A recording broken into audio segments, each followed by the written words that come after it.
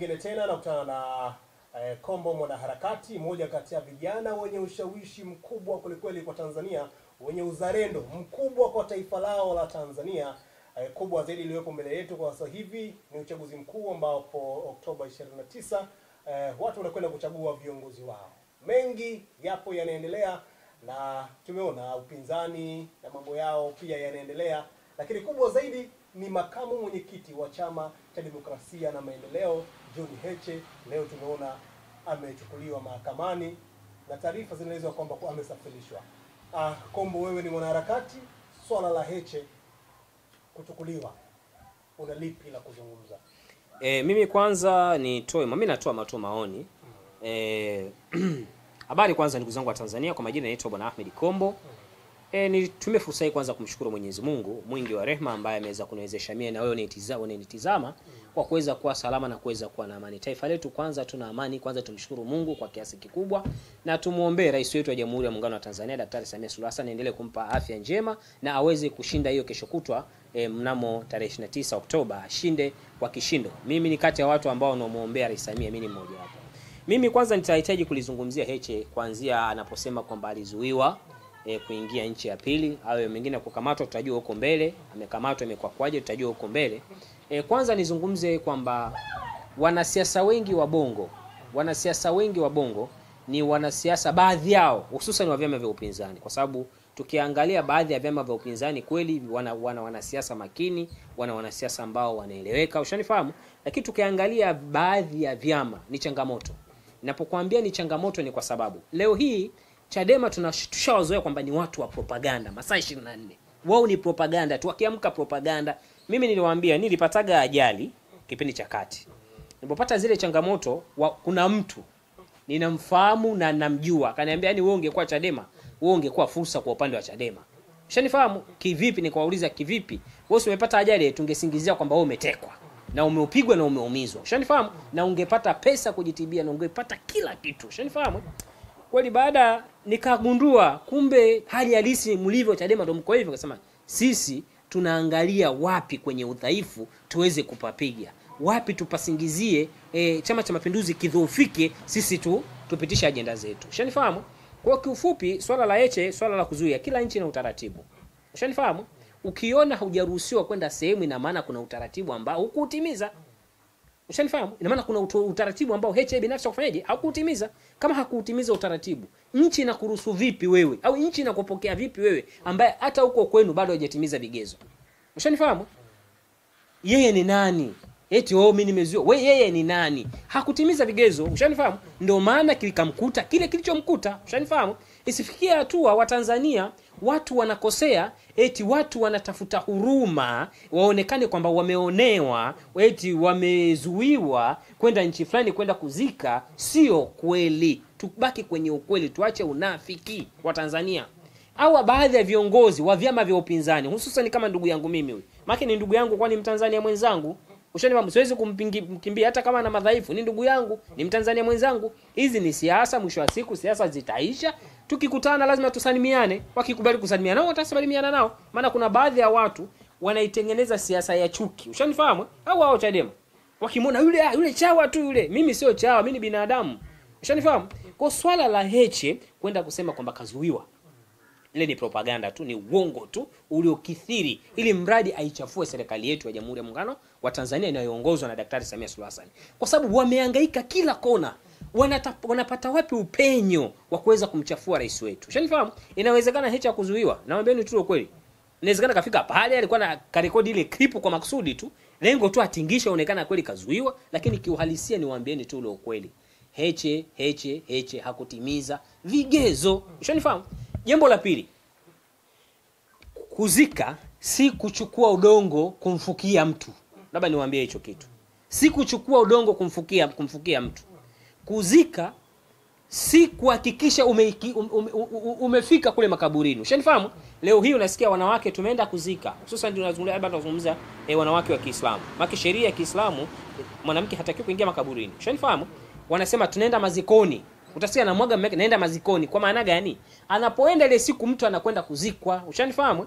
Kwa hiyo kuzika si lazima uchukue mchanga umiminie mtu. Unanifahamu? Unaweza ukamzika mtu ukiwa nyumbani kwa kumuombea dua njema. Mtu anayezika vizuri ni yule anayemuombea mwenzake dua njema. Kwani kwenda kuonekana msibani ndio uonekane kwamba wewe ni bora kuliko wenzako? Ina maana hakutimiza vigezo. Swala la kuzika, angezika akiwa nyumbani. Kuzika kwa nyumbani vipi? Angetoa salamu za nini, pole za rambirambi. Ushanifahamu? Kwani Tanzania hakuna ubalozi wa Kenya? Na yule alikuwa ni kiongozi wa Kenya. Ushanifahamu? Alifariki, si kiongozi wa Kenya. Utaratibu unafahamika, ila watu wengine wanatafuta training wajione wao ni wao. Ushanifahamu? Sasa nchi sio nchi ya kujimwamba pai mtu. Hii nchi sio kujionyesha yeye ndio kila kitu. Heche ni mtoto mdogo sana, hata kwangu mimi. Heche kwangu ni mtoto mdogo sana. Iwe kisiasa, ndio maana wameshindwa kukiongoza chama cha Chadema. Ushanifahamu? Ndio maana wameshindwa kukiongoza chama cha Chadema kwa sababu ufikra na upeo yeye na Tundu Lissu. Hawana ufikra upeo kuhakikisha wanaweza kuwa viongozi. Ushanifahamu? Wangekuwa kama wana uwezo wa kuwa viongozi, wana uwezo wa kuwa viongozi wakaongoza vizuri, chama kisingewashinda, chama kisingefungiwa. Kwa nini chama kimefungiwa chama? Kwa sababu hawana uelewa uongozaji. Mimi mfano kama leo, bahati nzuri mimi ni kiongozi wa taasisi. Jiulize, ni kiongozi wa taasisi fulani, nitaificha, siwezi kuitaja. Ile ni kiongozi wa taasisi, tena taasisi ya yani taasisi ni kubwa, inaoshika imani za watu. Leo naingia, natoa mawazo, najenga. Watu wasema safi, kijana una akili. Wangekuwa na akili kama zangu hizi wa kuweza kuongoza vitu kama hivyo, leo Chadema isingekufa. Kwa nini Chadema imewafia? Kwa sababu wanafanya vitu pasipo na kufikiria. Ushanifahamu? Swala kukamatwa mimi silijui. Sijalifuatilia. Amekamatwa. Kama kakamatwa kapelekwa mahakamani, haki yake. Unapokosea, ushanifahamu? Tarime. Inawezekana alifanya kosa. Kuna kipindi fulani ilitoka statement wanatafutwa kitu kama hicho. Inawezekana hatua amefanyaje? Hatua imechukuliwa. Ukiwa juu ya sheria, ukivunja sheria, lazima na wewe uchukuliwe hatua. Kwa swala kukamatwa kama ni kakamatwa kwa msingi hiyo, ushanifahamu? Mali inajulikana, ushanifahamu? Sawa, ushanifahamu, sikakamatwa. Sawa. Akatekeleza kile alichokizungumza kama limeshtakiwa kwa mujibu wa kitu fulani. Akakitolea ushahidi kwa sababu serikali ya Tanzania inawapenda wa Tanzania. Si kila Mtanzania anayekamatwa anaenda kufungwa. Mwingine anaenda tu katoa ushahidi. Kama Polepole aliambiwa aje utoe ushahidi. Ushanifahamu? Sijui yuko wapi, si ukakimbilia nchi gani kwanza. Harakati najua zimemshinda ndio maana haonekani. Ushanifahamu? Kwa na yeye kwa kuwa alizungumza alichokizungumza ama kuna kosa ambalo alilifanya, ana haki ya kwenda kutoa akatoa ushirikiano. Kwa kama kakamatwa ni jambo jema, hawakukosea kumkamata. Inawezekana kuna vitu alivizungumza kwa sababu tunawajua wenzetu waropokaji wale. Wale wenzetu wanaongea maneno hawayafikirii kesho yao. Kwa kama leo wamekamatwa, ina maana maneno yake, mdomo wake ndio umemponza. Ushanifahamu? Na mimi nitumie nafasi kuambia vijana wenzangu ambao waliokuwa Chadema. Mimi ni Mtanzania na nyinyi wa Tanzania. Sisi wote ni wa Tanzania ambao tunahitaji kujenga nchi kwa pamoja. Kama ni sisi watu ambao tunahitaji kujenga nchi kwa pamoja, tuwe tunaangalia vyama vyetu hivi, hususan chama cha upinzani chochote. Unajua chama tawala kimeshatuonyesha uhalisia. Chama tawala kimetuonyesha uhalisia kwamba wana kiu ya kuweza kuwahudumia Watanzania. Ushanifahamu? Kwa vyama vingine vinapokuja na agenda, vijana sisi wa Kitanzania tunapaswa tukae chini, tutafakari, tuwaze ili neno analokuja nalo Tundu Lissu ni la nini? Na kina Tundu Lissu familia zao wanalisha kina nani? Nikuulize swali ndugu mwandishi wa habari.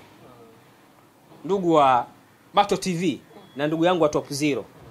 Niwaulizeni maswali tu. Tundu Lissu yuko ndani. Mke wake tunajua kule nje hafanyi kazi. Anaishije?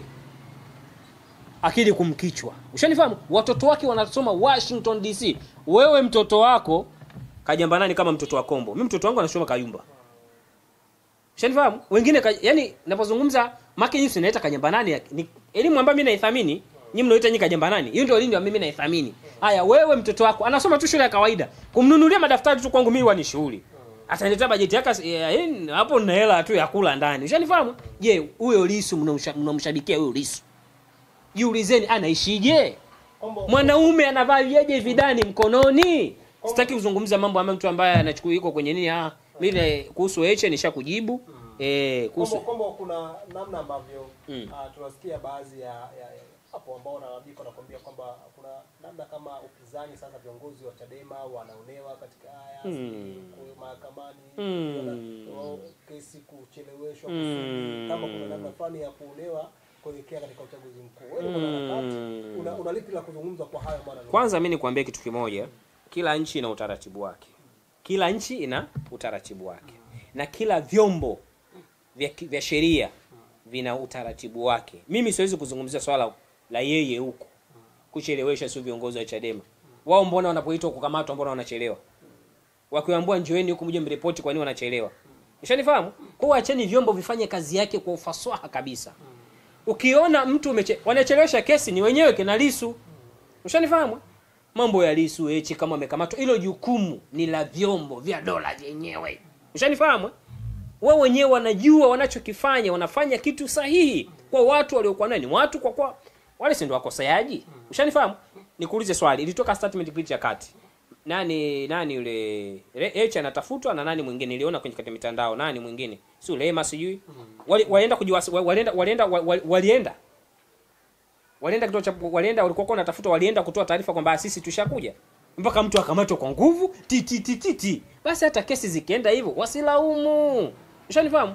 Kila nchi ina utaratibu wake. Kila wizara, kila tatizo, kila jambo lina utaratibu wake. Kila taasisi ya serikali ina utaratibu wake. Kwa mihemko yako wewe unanitizama eti kusema kwamba kwa nini watu wanacheleweshwa? Ushanifahamu? Acheni kila mtu afanye utaratibu wake kwa mujibu ya sheria. Acha jazba zisizokuwa na maana. Na mimi nitoe onyo kwa vijana wa Kitanzania, wale ambao wanapata mikumbo. Ndugu yangu, ukipata matatizo, kuna watu mimi naona wanatuma klipu, tutaandamana, tutafanya hivi. Na washauri vijana wenzangu, kuweni kama Bwana Kombo hivi. Ninawashauri msije mkaenda kuvuruga amani. Maana ni kuvuruga amani. Kufanya maandamano siku ya uchaguzi ni sawasawa na uhaini. Ndugu yangu, utasagwa. Ndugu zangu ni mtafinywa. Ndugu zangu ni mtapepetwa. Mtakaoandamana mtapepetwa. Kwa sababu wewe utakuwa kama ni mfano. Kwa sababu huo utakuwa usiombe ufanyiwe mfano. Msiombe mfanyiwe mfano, mtaomba dunia ipasuke muingie kwenye ardhi. Mimi nawaambieni ukweli. Vijana wenzangu ambao mna wazo la kusema kwenda kuandamana, mnachanganyishwa na Mange Kimambi. Mange wanakuambia kwamba Mange iko? Wanakuambia kwamba jeshi liko upande wa nani? Jeshi gani? Jeshi gani?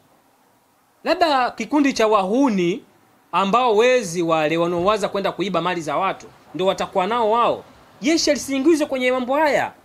Yaani Mange anachotafuta ni attention, ni uongo uliotukuka. Ushanifahamu? Ni uongo uliotukuka. Mange Kimambi anachokifanya analichafua jeshi letu. Ushanifahamu? Asilichafue jeshi letu, ni nadhifu. Jeshi letu ni safi. Jeshi letu sio chafu kama alivyokuwa yeye Mange Kimambi. Ushanifahamu? Kwa mimi ninachojaribu kusema, Mange Kimambi na kundi lake wamechemka. Sasa hivi ina maana walishakula hela za watu. Wale kina Mange Kimambi wasiwasi wangu mimi mkubwa na fikra zangu. Au washakula hela za mzungu yule anaitwa nani sijui. Ukimsikiliza namna ambavyo